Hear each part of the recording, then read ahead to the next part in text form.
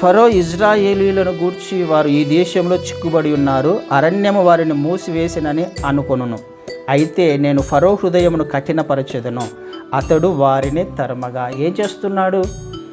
శత్రువును లేపుతున్నాడు వాళ్ళ మీదకి. మళ్ళీ వాళ్ళని అక్కడ దించి ముందుకు వెళ్ళడానికి అవకాశం లేని ఒక మార్గంలో పెట్టి, ముందుకు వెళ్ళాలంటే సముద్రం అడ్డుగా ఉంది, వెనక వాళ్ళు వస్తారు అనే విషయం దేవుడికి తెలుసు. నేను వాళ్ళని లేపుతున్నాను, ఫరో హృదయాన్ని కఠినపరుస్తున్నాను, నేను వెంబడించేలా తరిమేలా చేస్తాను ఆయననే చెప్తున్నాడు. మళ్ళీ శత్రువును లేపుతున్నాడు ఇజ్రాయేలీయుల మీదకి. మార్గం లేని చోట తీసుకువెళ్ళి నేను ఫరో హృదయాన్ని కఠినపరిచి ఫరోను నేను మిమ్మల్ని తరిమేలా చేస్తాను కదండి. చూడ్డానికి కొద్దిగా భయంకరంగానే అనిపిస్తుంది. ఏంటి దేవుడు ఇలా చేస్తున్నాడు, ఎందుకు చేశాడు అలా కదండి? నీ మీదకి, నా మీదకి, మన మీదకి కొన్ని సందర్భాలలో ఆయన కొన్ని సమస్యలను ఆయనే రేపుతాడు, ఆయనే పంపిస్తాడు. ఎందుకు? నీ మేలు కొరకే. ఇక్కడ దేవుని యొక్క ప్రేమ మనకు అర్థం కావాలి, ఆయన ఉన్నతమైన ప్రణాళిక ఏంటో మనకు అర్థం కావాలి. మన కఠినమైన హృదయాలు ఆయన పగలగొట్టడానికి ప్రయత్నం చేస్తూ ఉన్నాడు కదండి.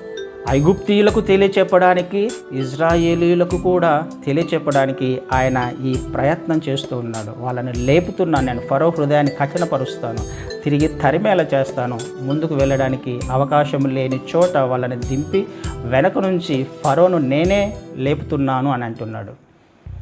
ఎందుకు చేస్తున్నాడో అర్థం చేసుకునే సందర్భాలలో ఇజ్రాయేలీలు ఆనాడు లేరు.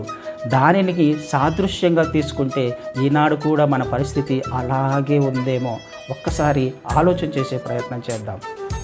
మన జీవితాలలో సమస్యలు ఉండొచ్చు. ఎలాంటి సమస్యలు అంటే ఇరుక్కుపోయిన సమస్యలు, ముందుకు వెళ్ళడానికి అవకాశం లేని సమస్యలు, అననుకూల పరిస్థితులు ఉన్నాయనంటే నువ్వు గత జీవితంలో అవిధేయత స్థితిని కలిగి ఉన్నావేమో, దేవుని మాటలను లెక్క చేయని స్థితిలో ఉన్నావేమో, పట్టించుకోని స్థితిలో ఉన్నామేమో, ఆయన ఎన్నిసార్లు చెప్పినా తల వంచని స్థితిలో ఉన్నావేమో ఒక్కసారి ఆలోచించి.